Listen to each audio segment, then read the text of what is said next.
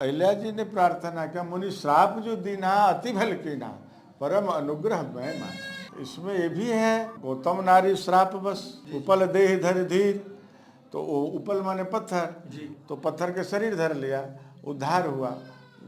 अपने लोक को जब जाने लगी तब राम जी से स्तुति की। यहाँ आता है हमारे भारत के नारी का। अहिल्या जी बोली, मैं नारी अपावन प्रभु जग पावन, रावण रिपु जन सुखदाय। अभी न विवाह हुआ, न किशोरी जी का हरण हुआ, कुछ नहीं हुआ, लेकिन हमारे भारत के नारी, अपावन नारी का ज्योतिष देखिए, कह रही है मैं नारी अपावन प्रभु जग पावन, रावण रिपु, रावण आपका दुश्मन होगा। हाँ, जन पावन, लोगों का कल्याण करने वाले राम। हाँ, जन सुखदायक, और आप जितने जन हैं संसार में सबको आप सुख देने वाले हैं। बहुत अच्छा, बहुत।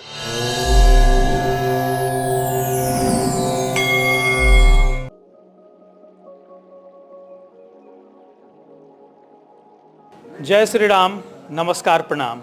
मैं अमीय भूषण। प्रभु श्री राम के जीवन में यूं तो कई यात्राएं हैं, लेकिन दो यात्राओं का बड़ा ही महत्व है।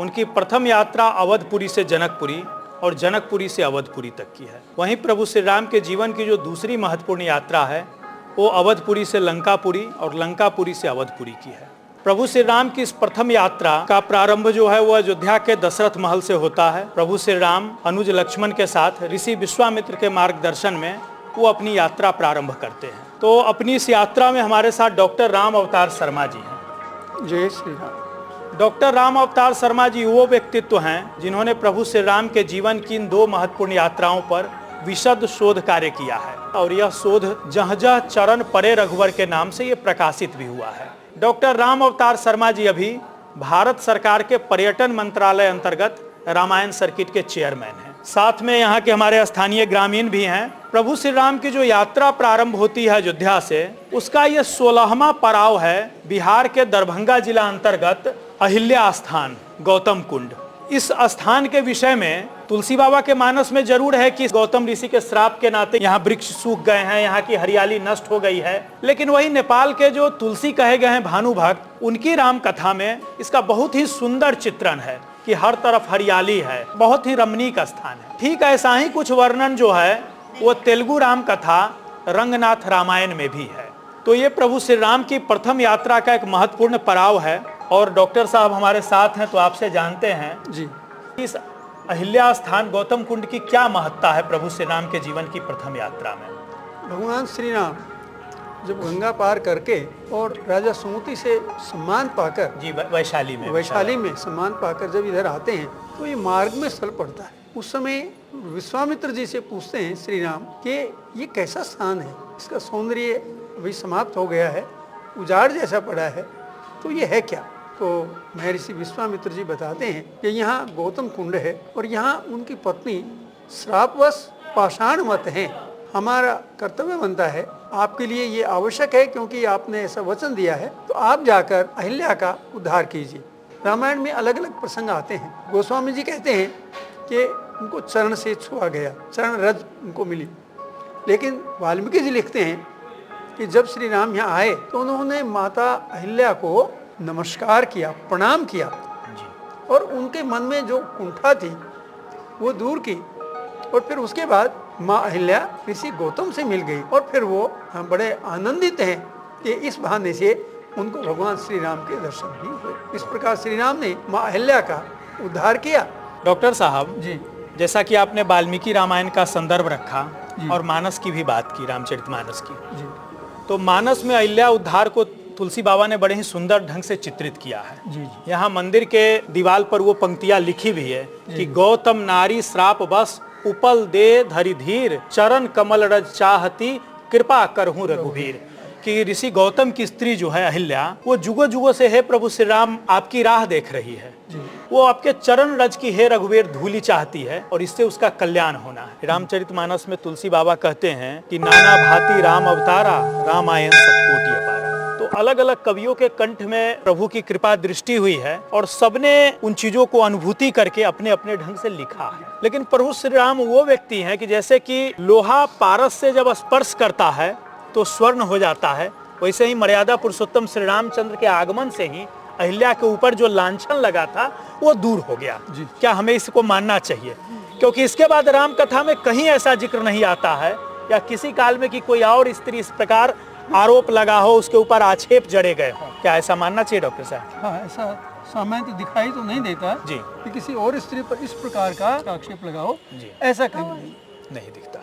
दूसरा डॉक्टर साहब कि जैसे अभी हम लोग कह रहे थे कि अलग अलग राम कथाओं का और कल्प और मनवंतर के भेद की बात भी, तो वाल्मीकि रामायण राम कथाओं में सर्वाधिक पुराना है और वाल्मीकि रामायण और ज्यादातर जो राम कथाएं हैं वो बताती है कि प्रभु श्री राम जब गंगा पार करके मिथिला भूमि में प्रवेश किए हैं तब वो ऋषि गौतम के स्थान और अहिल्या माता के यहाँ वो पहुंचे हैं। लेकिन दो राम कथाएं थोड़ी इससे अलग हैं। तो इस पर मैं चाहूंगा कि आपका जो वैज्ञानिक दृष्टिकोण है या प्रमाण साक्ष्य उसके आधार पर आप उसको बताएं। जैसे एक तो बांग्ला की कृतिवास रामायण है, कृतिवास ओझा द्वारा लिखी गई, और दूसरा अवधि में रामचरितमानस गोस्वामी तुलसीदास जी के द्वारा। इन दो कथाओं में जो चित्रण आया है इसमें गंगा पार करने के पहले अहिल्या उद्धार की कथा आई है। अहिल्या उद्धार की बात, ऋषि गौतम की बात सब जगह है, लेकिन इन दो राम कथाओं में यहाँ का जिक्र है। इसके अलावा हम सुदूर तमिलनाडु के कंब रामायण से उठाए और उत्तर के भानुभक्त नेपाल की राम कथा, एकनाथ जी की जो मराठी राम कथा है, या असम के कंदली का माधव कंदली की राम कथा, सभी राम कथाओं में अहिल्या स्थान गौतम कुंड के तौर पर इस स्थान का ही वर्णन है। इसको किस रूप में देखना चाहिए? क्योंकि समय समय पर थोड़ा सा इसको लेकर के समाज में भ्रांति और विवाद जैसा भी होता है। कई लोग दावा करते हैं कि नहीं भाई यही बक्सर वाला ही जो है यही है और इसी का वर्णन है। तो मुझे तो केवल दो राम कथाओं में ही उसका, एक बंगाल का कृतिवास, एक रामचरितमानस, दो जगह उसका संदर्भ मिल रहा है।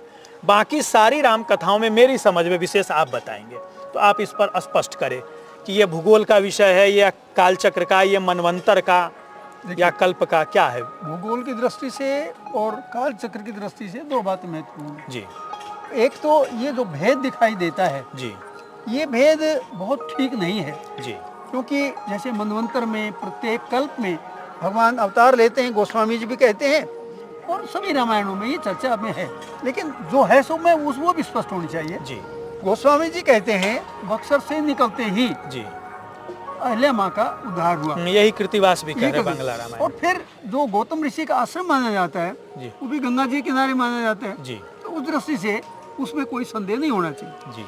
दूसरा, सभी रामायण के रचयिता अधिकांश वो यहाँ मानते हैं। उसका कारण यह है कि जब भगवान राम मिथिला में प्रवेश कर जाते हैं जी, उस समय ये जनक जी का उपवन था, तो उसी में माँ अहिल्या उपेक्षित जैसी रहती थी। जी बिल्कुल। अब ये अंतर क्यों है? गोस्वामी जी ने बड़ा स्पष्ट कहा है, उन्हें 3-4 कथाएं दी हैं कि प्रत्येक कथा में राम जी के जन्म का वर्णन है। कारण अलग अलग है। राम जन्म के हेतु होने का परम विचित्र एक जी।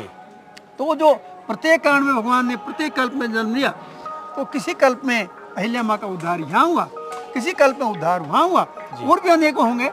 तो उन जो हम जांच नहीं कर सके, खोज नहीं कर सके, वो अलग है, लेकिन दोनों स्थलों के पुष्टि होने में, प्रमाणिकता में कहीं कोई संदेह नहीं। और अधिकांशतः राम कथाओं, मतलब दो राम कथा को छोड़ करके सारी राम कथाओं में लगभग यही का जिक्र है। ये जो अहिल्या स्थान है, यहाँ ये मंदिर काफी प्राचीन लग रहा है। मंदिर की कथा क्या है, कहानी क्या है? दरभंगा महाराजा को काफी दिन के बाद मालूम हुआ कि पत्थर से श्रापित हुए हैं, पति के श्राप से, और उस चरण श्री राम जी वहाँ मर्यादा पुरुषोत्तम आकर के उनका उद्धार किए हैं।